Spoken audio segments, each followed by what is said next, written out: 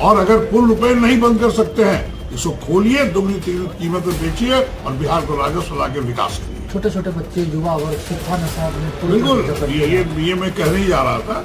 और ये शराबबंदी के चलते जो महंगा हो गया शराब, जो माफिया बेच रहे हैं दुगनी तिगनी कीमत में, वो बच्चे बच्चियां छोटे छोटे सब लोग सूखे नशे के आड़ में बर्बाद हो रहा है, परिवार बर्बाद हो रहा है। आप देखिए, आप चलते हुए बच्चों को सूखा नशा कर रहे हैं, आखिर से क्या, उसको भी आप नहीं रोक पा रहे हैं। जबलपुर में कांग्रेस के वरिष्ठ नेता और पूर्व सीएलपी लीडर रहे अजित शर्मा ने बिहार में लागू शराबबंदी को लेकर बड़ा बयान दिया है। उन्होंने कहा है कि राज्य में शराबबंदी पूरी तरह से लागू नहीं है और जमीनी हकीकत कुछ और ही है। अजित शर्मा ने आरोप लगाया कि जगह जगह शराब की बिक्री हो रही है और शराब माफिया सक्रिय है। उन्होंने कहा कि होम डिलीवरी तक की शिकायतें सामने आती रहती हैं, जिससे सरकार को राजस्व का भारी नुकसान हो रहा है। उन्होंने स्पष्ट कहा है कि शराबबंदी एक अच्छी पहल है और समाज के हित में है, लेकिन यदि इसे प्रभावी ढंग से लागू नहीं किया जा पा रहा है तो सरकार को इस पर पुनर्विचार करना चाहिए। पूर्व विधायक ने मुख्यमंत्री नीतीश कुमार से आग्रह करते हुए कहा कि यदि प्रशासन शराबबंदी को पूरी तरह लागू नहीं कर पा रहा है तो सरकार को शराब की कीमत 2 या 3 गुनी बढ़ाकर वैधानिक रूप से बिक्री शुरू करने पर विचार करना चाहिए, ताकि राज्य को राजस्व प्राप्त हो और विकास कार्यों में गति आए। अजित शर्मा ने यह भी कहा कि वर्तमान स्थिति में शराब महंगी होने के कारण छोटे छोटे बच्चे और युवा सूखा नशा की ओर बढ़ रहे हैं, जिससे परिवार और समाज पर नकारात्मक प्रभाव पड़ रहा है। उन्होंने कहा कि यदि शराबबंदी समाप्त की जाती है तो इससे राजस्व बढ़ेगा और अवैध कारोबार पर भी अंकुश लगाया जा सकेगा।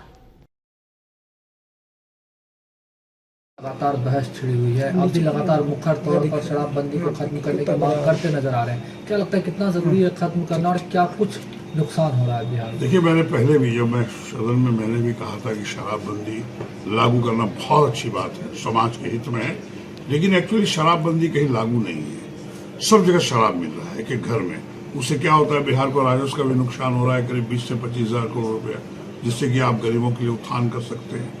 चाहे तो मैंने पहले भी कहा कि शराबबंदी पूर्ण रूपेण होना चाहिए, और नहीं होता है फिर इसे दुगनी तिगनी कीमत करके इसको खोल दिया जाए, ताकि बिहार को राजस्व आए, उससे विकास होगा। और अभी इस बार भी सदन में सभी लोग कह रहे हैं कि शराबबंदी लागू नहीं है पूर्ण रूपेण, इसलिए मेरा भी मानना है और आदरणीय नीतीश कुमार से हम आग्रह करेंगे, जिद को छोड़े। चूंकि आपके प्रशासन के पदाधिकारी लोग शराबबंदी पूर्ण रूपेण नहीं कर पा रहे हैं, शराब माफिया लोग अपना शराब बेच रहे हैं और पैसे कमा रहे हैं, जिससे बिहार को राजस्व घाटा हो रहा है। इसलिए आप चिंतन करें, और अगर पूर्ण रूपेण नहीं बंद कर सकते हैं, इसको खोलिए, दुगनी तिगनी कीमत में बेचिए और बिहार को राजस्व लाके विकास करिए। छोटे छोटे बच्चे, युवा वर्ग, सूखा नशा में बिल्कुल, ये मैं कहने ही जा रहा था। और ये शराबबंदी के चलते जो महंगा हो गया शराब, जो माफिया बेच रहे हैं दुगनी तिगनी कीमत में, वो बच्चे बच्चियां छोटे छोटे सब लोग सूखे नशे के आड़ में बर्बाद हो रहा है, परिवार बर्बाद हो रहा है। आप देखिए, आप चलते हुए बच्चों को सूखा नशा कर रहे हैं, तो आखिर से क्या, उसको भी आप नहीं रोक पा रहे हैं। इसलिए शराबबंदी को खत्म करिए, ताकि बच्चे की जिंदगी बचे।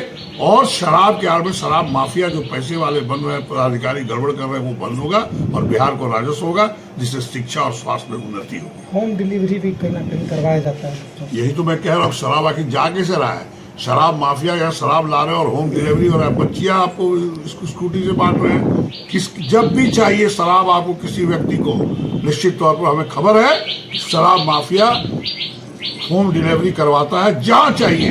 इसलिए शराबबंदी बिल्कुल नहीं है। इसलिए आदरणीय नीतीश कुमार को चिंतन करनी चाहिए और इसको बंद करके शराब खोल देना चाहिए दुगनी तिगनी कीमत करके, और जो राजस्व है उसको बिहार में शिक्षा और स्वास्थ्य में तरक्की करनी।